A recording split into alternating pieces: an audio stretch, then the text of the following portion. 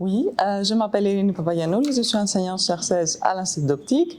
Donc, je fais mes enseignements à l'IOGS et je fais mes recherches au laboratoire Charles Fabry. Donc, je fais partie du groupe Optique XUV.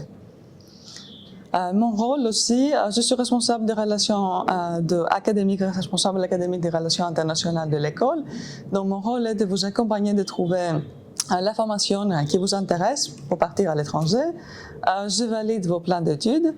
Également, je fais la même chose aussi pour les élèves étrangers qui viennent pour faire soit un double diplôme, soit un semestre en échange. Ah, ça c'est une longue histoire. Donc moi, je fais mes études en physique, je suis physicienne.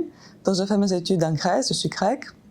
Et après, j'ai enchaîné avec un master en photonique et laser. Après, j'ai fait une thèse sur l'optique non linéaire. Et après mes études, je suis venue en France. Donc j'ai fait plusieurs postdocs. Je travaillais avec plusieurs labos. J'étais au CELIA à Bordeaux. Après, je suis montée ici à la région. Je travaillais au laboratoire d'accélérateur linéaire ici à Orsay. Après, je suis passée rapidement par l'ENSTA, à Polytechnique. Et en 2020, j'étais recrutée à l'Institut d'optique. Voilà.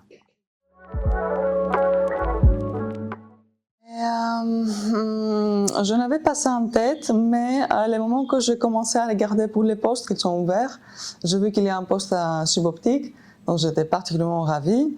Donc j'ai candidaté et quand j'ai eu le poste, j'étais super ravie. Je voulais partir à l'étranger, ça c'est sûr. Donc après ma thèse, j'ai commencé à regarder un peu partout à l'Europe. Je regardais pour des postdocs. C'était clair que je voulais faire une carrière académique depuis toujours, depuis le début de mes études. Donc je cherchais, je trouvais mon premier postdoc en France. Je connaissais un peu le pays parce que je fais aussi un semestre Erasmus à Angers. Ça fait quelques années, donc je me suis dit pourquoi pas, tu connais un peu le pays, tout le monde est super sympa. Et c'est comme ça que je choisis la France finalement. Je pense qu'en général c'est intéressant de découvrir d'autres pays, d'autres cultures, de partir. Pourquoi je voulais partir, c'est pas clair, je ne sais pas. Il n'y avait pas un objectif particulier. Je voulais juste explorer d'autres pays et voir qu'est-ce que je peux faire à l'étranger.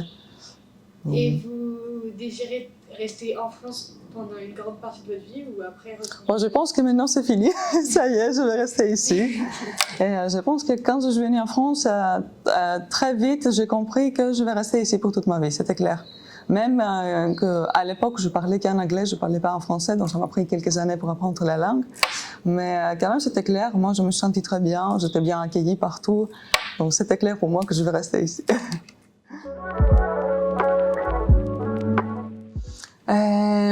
C'était à la fin de mes études. La dernière année, il faudra choisir un parcours.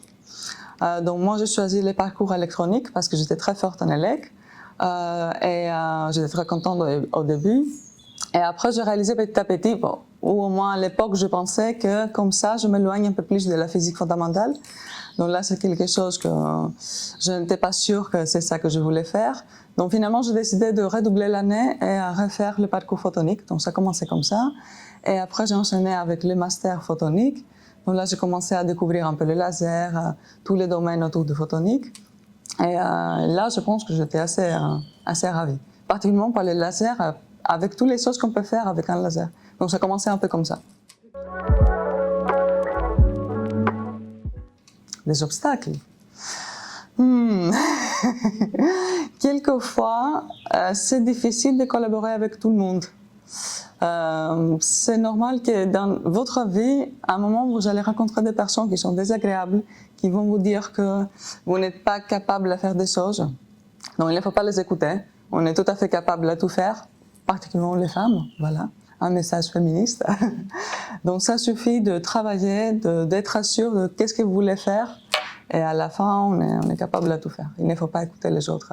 Nous, on connaît, c'est que nous qu'on connaît nos limites, finalement. Pas du tout, pas du tout. Ça c'est très bien parce que au début ils m'ont donné beaucoup de temps pour m'exprimer. Au début c'était difficile, donc ils faisaient patience, donc ils m'écoutaient. Ça prenait beaucoup de temps pour m'exprimer et tout ça. Ils m'ont beaucoup encouragé pour commencer à apprendre la langue. Donc pas du tout, c'est le contraire, je peux dire. Oui, Tout à fait, ça je peux dire que oui. C'est pour ça que j'ai choisi finalement, parmi toutes les options que nous avons, parce qu'on est obligé à un moment de prendre une responsabilité, j'ai choisi quelque chose qui est plutôt académique, qui comprend aussi beaucoup de communication avec les élèves, plutôt que faire quelque chose un peu plus administratif. Donc tout à fait, j'aime bien de passer du temps avec vous et de discuter, et ça me fait plaisir. C'est ça, quand on est maître de conférences, on fait les deux. On fait officiellement 50% de notre temps, c'est pour l'enseignement et 50% de temps pour la recherche. Et je pense que pour moi, c'était important, c'était clair à partir du moment que je voulais enseigner, ça c'est sûr. Mais je pense que pour un enseignant-chercheur, c'est important de faire tous les deux. Parce que quand tu enseignes, c'est très bien, c'est super, mais tu fais quelque chose pour les autres. Ça me donne plaisir aussi. Mais si on fait la recherche, c'est quelque chose qu'on fait plutôt pour nous. Donc, on peut dire que ça couvre mon côté créatif, cette chose. Donc, il faut qu'on trouve un équilibre entre les deux.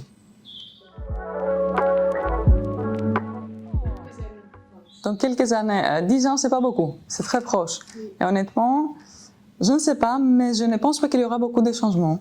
Peut-être on va accueillir un peu plus d'élèves internationaux, j'imagine. Peut-être un jour. Mais je ne pense pas qu'il y aura beaucoup de changements, honnêtement. Parce que l'organisation, je pense qu'on est arrivé dans une organisation qui marche bien, on est content. Donc, peut-être des petits changements, mais pas beaucoup. Je pense que globalement, on va continuer avec ce rythme. Je pense que c'est utile parce que vous prenez en charge un projet et vous devenez un peu plus responsable, je pense. Donc ça, vous avez l'occasion aussi d'explorer des choses d'aller un peu plus loin que les projets qu'on fait ici, dans les cadres de projets d'étudiants. Et je ne sais pas si vous travaillez dans ce cas-là en un groupe ou un binôme, des choses comme ça, mais je pense que c'est aussi important d'apprendre comment travailler avec quelqu'un d'autre, comment partager les tâches. Et ainsi, c'est des choses comme le TP, des choses un peu plus expérimentales. Je pense que moi, je suis expérimentatrice, donc j'apprécie beaucoup le travail qu'on fait en TP. Donc, je pense que de toute façon, c'est utile. Ah, ça c'est très difficile. Très difficile. Je n'ai pas quelque chose en tête, mais je dirais take it easy. Il ne faut pas se stresser, il ne faut pas s'inquiéter. Il faut toujours faire ce qu'on peut et ça suffit. Voilà. Ville préférée? Je dois dire quelque chose en France? Je suis obligée?